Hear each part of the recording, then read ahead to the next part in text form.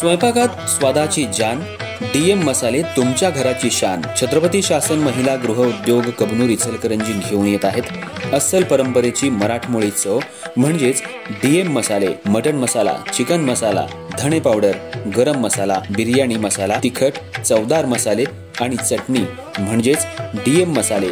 तर आजच आपल्या जेवणाची रंगत वाढवण्यासाठी केमिकल विरहित डीएम मसाले, गृहिणींच्या मनातले मसाले आणि चटणी अवश्य वापरा।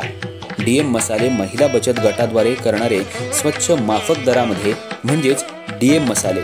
संपर्क दिव्याताई मगदूम, मोबाईल 91 30 80 22 55।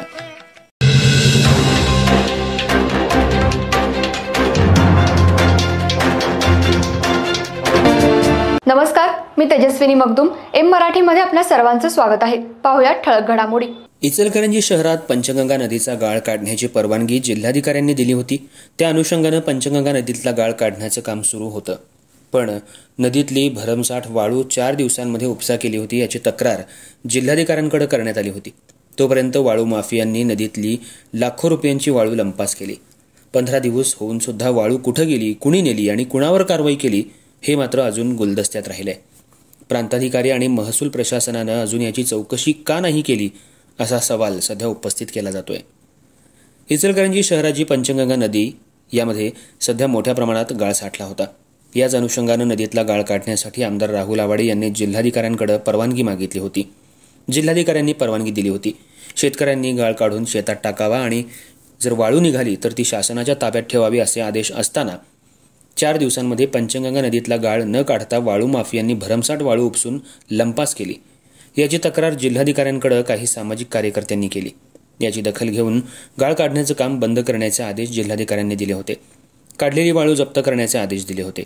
नदीकाठावरून वाळू माफियांनी वाळू गायब केली होती। लाखो रुपयांची वाळू गेली कुठं, कुणी नेली याची साधी चौकशी सुद्धा महसूल प्रशासन आणि प्रांताधिकारी तलाठी यांनी केली नाही। फक्त पंचनामा करून कागदी घोडे नाचवण्याचं काम महसूल प्रशासनाने केले। वाळू माफियांवर कारवाई करावी, शासनाचा लाखो रुपयांचा महसूल बुडवून अधिकाऱ्यांसमोर ही वाळू गायब झाली आहे। एवढी वाळू गेली असताना प्रांताधिकारी आणि महसूल प्रशासनाचे अधिकारी कसे काय शांत बसले आहेत? 3 आठवडे उलटून सुद्धा कुणावरही कारवाई न झाल्यामुळे सर्वसामान्य नागरिकांमधून संताप व्यक्त केला जातोय। ही वाळू चोरीला गेल्याची तक्रार संतोष हत्तीकर यांनी मुख्यमंत्री, उपमुख्यमंत्र्यांकडे, महसूल मंत्री, जिल्हाधिकाऱ्यांकडे केली आहे। त्यांच्यावर कठोर कारवाई करण्याची मागणी सामाजिक कार्यकर्ते संतोष हत्तीकर यांनी केली आहे। कर्नाटक राज्यातून वाळू मोठ्या प्रमाणात इचलकरंजी शहरात येत आहे। महाराष्ट्राचा महसूल बुडवून ही वाळू राजरोसपणे शहरात येऊ लागली आहे।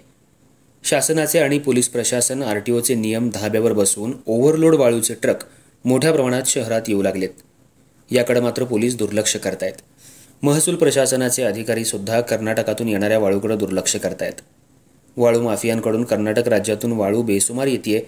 महाराष्ट्र शासनाचा मोठा महसूल बुडतोय, तरी सुद्धा महाराष्ट्र शासनातले महसूल अधिकारी कसे काय हातावर हात बसून शांत आहेत?